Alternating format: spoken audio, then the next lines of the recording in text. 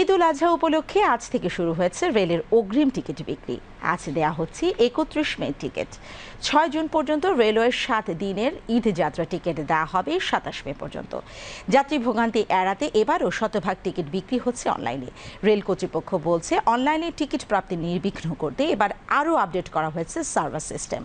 পাশাপাশি টিকিট কালোবাজারি রোধে জিরো টলারেন্স থাকবে রেলওয়ের। জুয়েল রানার ক্যামেরা রিপোর্ট আরফিন মাসুদের। কমলাপুর রেল স্টেশনের টিকিট কাউন্টারের চিত্র এটি। একটি সময় ছিল যখন নানা ভোগান্তি সহ্য করেও ঈদের টিকিট সংগ্রহ করতে রাত থেকে এখানেই অপেক্ষা করতেন হাজারো মানুষ। আজ থেকে ঈদুল আজহার টিকিট বিক্রি শুরু করেছে রেলওয়ে, কিন্তু কমলাপুর রেল স্টেশনের চিত্র আর 10টি দিনের মতোই স্বাভাবিক। মানুষের ভোগান্তি কমাতে এবারও শতভাগ টিকিট বিক্রি হচ্ছে অনলাইনে। ঘরে বসেই মানুষ কাটতে পারছেন ঈদ যাত্রার টিকিট। আজ দেওয়া হয় ৩১ মে টিকিট। ৬ জুন পর্যন্ত ঈদ যাত্রার প্রতিদিনের টিকিট বিক্রি হবে ২৭ মে পর্যন্ত।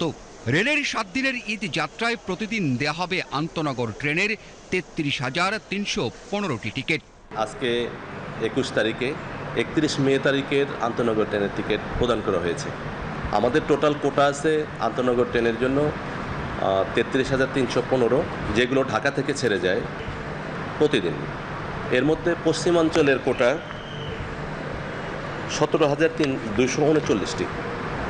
যেহেতু পশ্চিমাঞ্চলের টিকিট ইস্যু করা হচ্ছে এখন, এই ১৭,২39টি কোটার এগেইনস্টে 10টা 30 মিনিটের পজিশন ১১,৬৭২টা টিকিট সোল্ড আউট হয়েছে। সকাল ৮টা থেকে শুরু হয় রেলওয়ের পশ্চিমাঞ্চলের টিকিট বিক্রি, আর পূর্বাঞ্চলের টিকিট বিক্রি হচ্ছে দুপুর 2টা থেকে।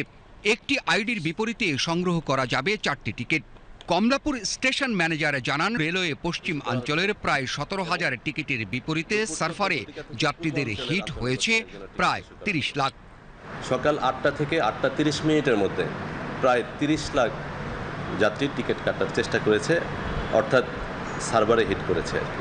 টিকিট বিক্রির প্রথম দিনে সার্ভার জটিলতা কিংবা টিকিট কালোবাজারির কোনো অভিযোগ ছিল না বলেও জানান স্টেশন ম্যানেজার।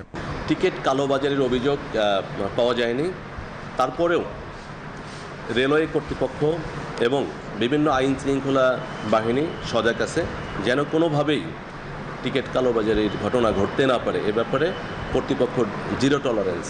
এদিকে কমলাপুর রেল স্টেশন থেকে মানুষ যাতে অনলাইনে টিকিট সংগ্রহ করতে পারেন সে লক্ষ্যে 4টি ভেন্ডিং মেশিন বসানো হলেও সকাল থেকে অকার্যকর থাকতে দেখা যায় সবকটি মেশিন।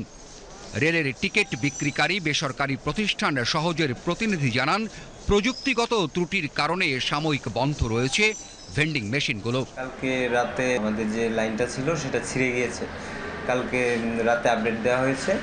রাতে আপডেট দেওয়ার পর সকালে কনফার্ম করা হয়েছে যে এটা নিয়ে কাজ করছে, সেটা খুবই দ্রুত সমস্যার সমাধান হয়ে যাবে। আজকের মধ্যেই যে কোনো টাইম এটা আজকের মধ্যেই ঠিক হয়ে যাবে। Arifin Masud, BTV news, Dhaka.